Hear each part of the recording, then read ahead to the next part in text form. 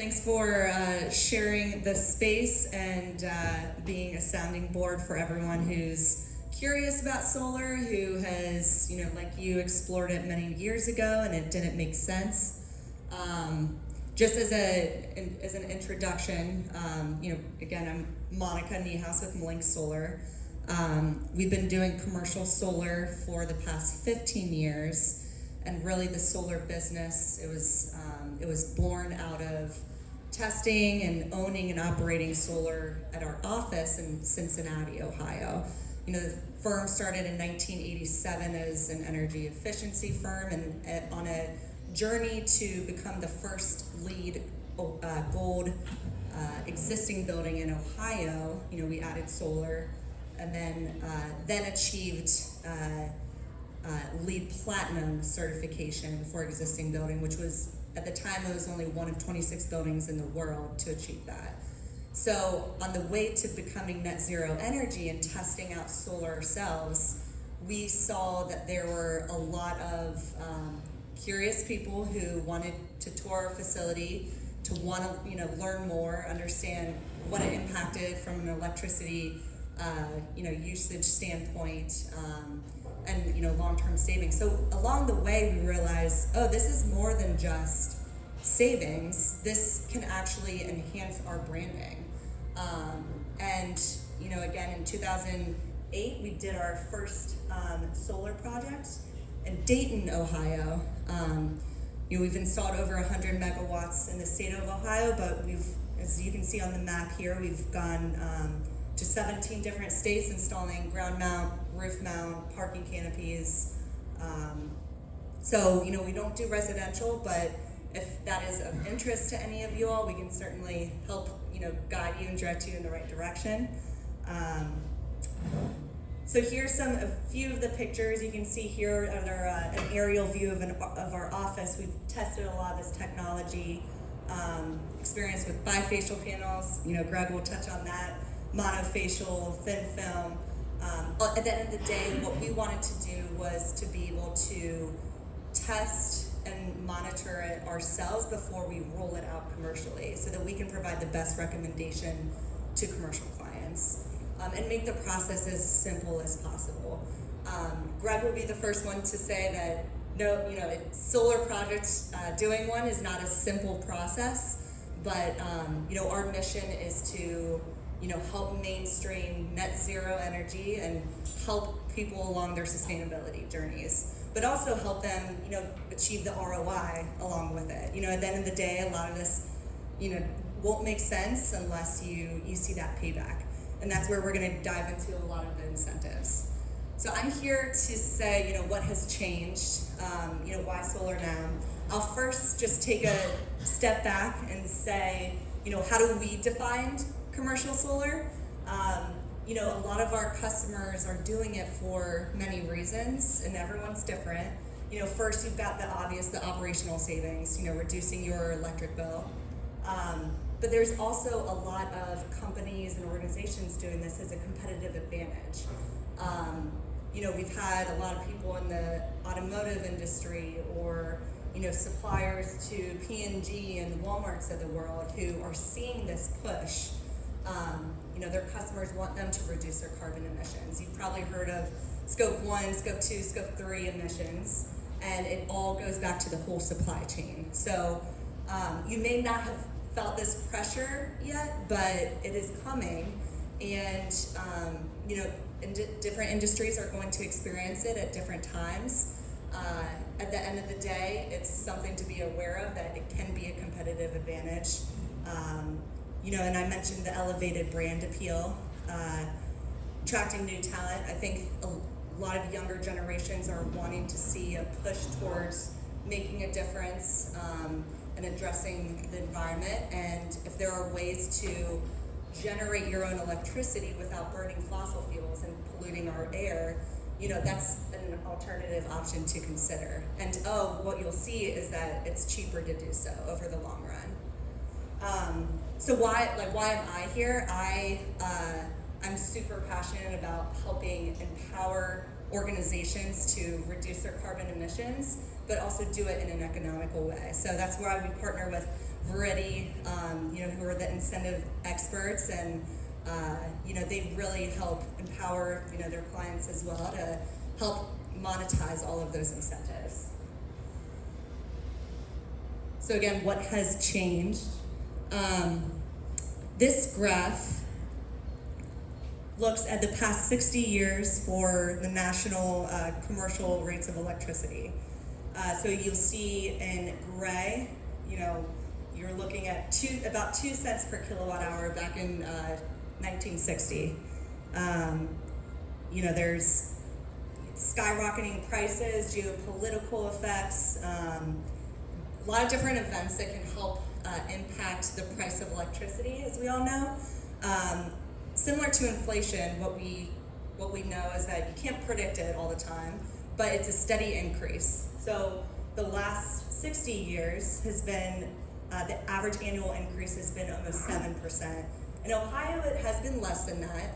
What you can see is that roughly, especially over the last 20 years or so, it's followed the same trend as nationally, right? But historically, Ohio does have low electricity rates, but they are coming up. So that goes back to the ROI of solar. That with electricity rates skyrocketing, that helps the payback.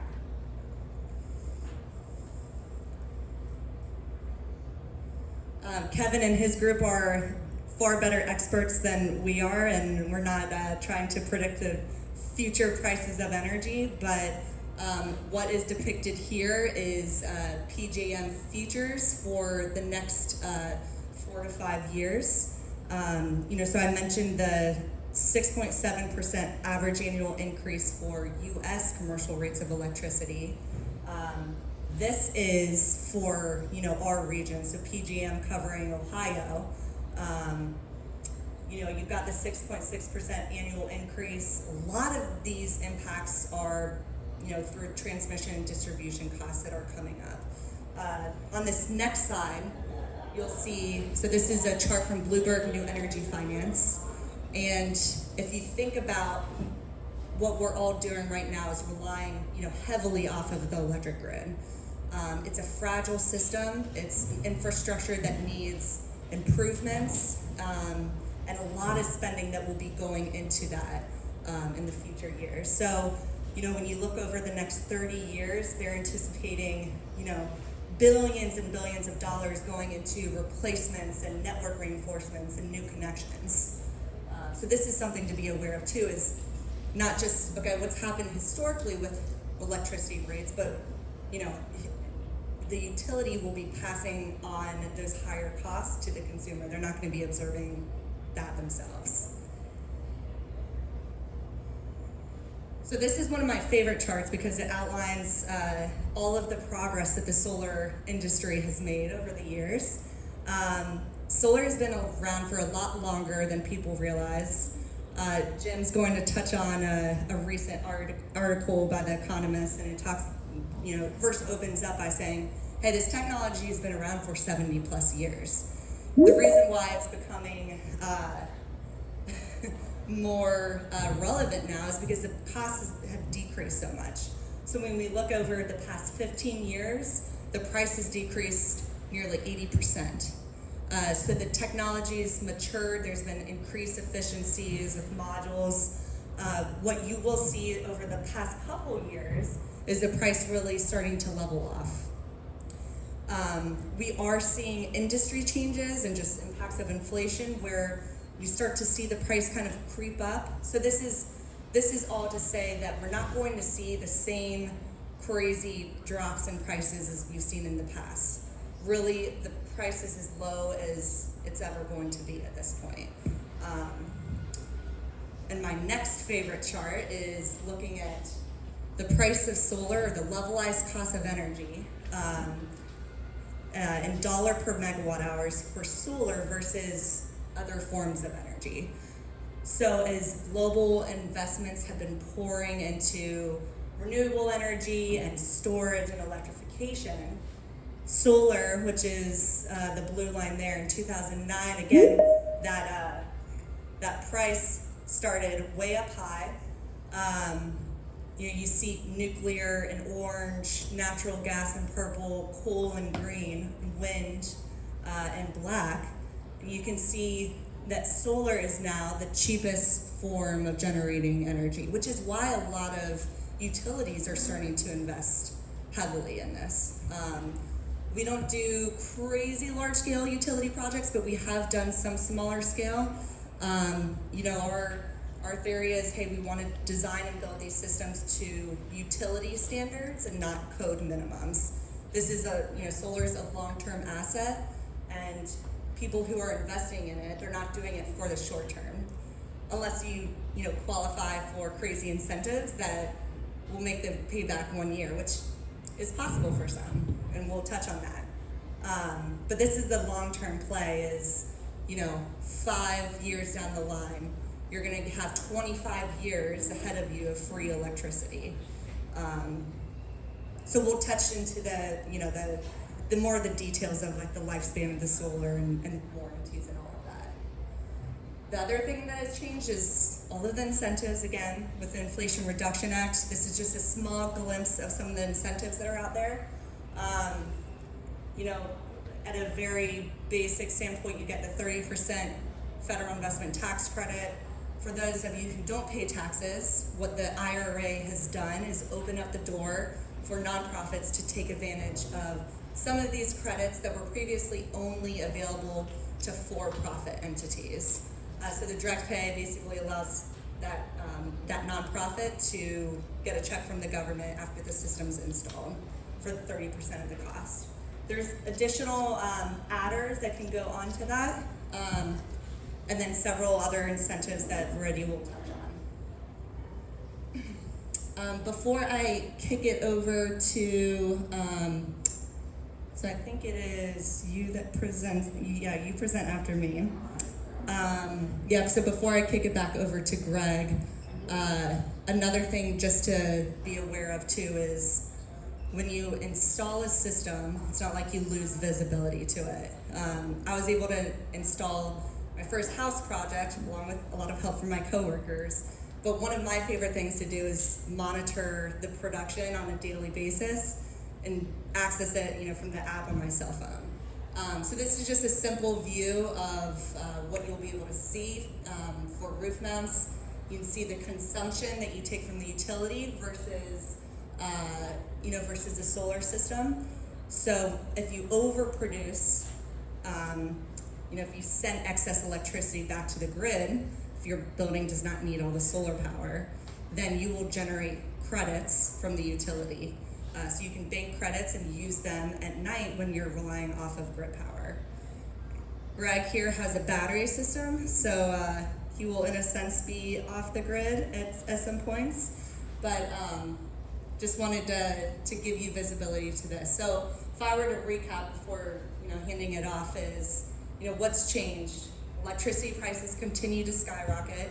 They're going to continue to go up even more than what we've seen in the past due to infrastructure upgrades and our utility grid needing repairs.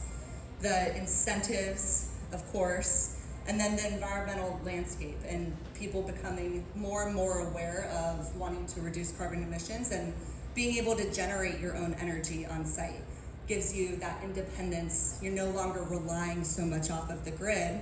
We say it's a renting versus buying mentality. You're renting your electricity from the grid. That's going to continue to go up and you don't have control over that. Or you can own your electricity and you can do that through solar.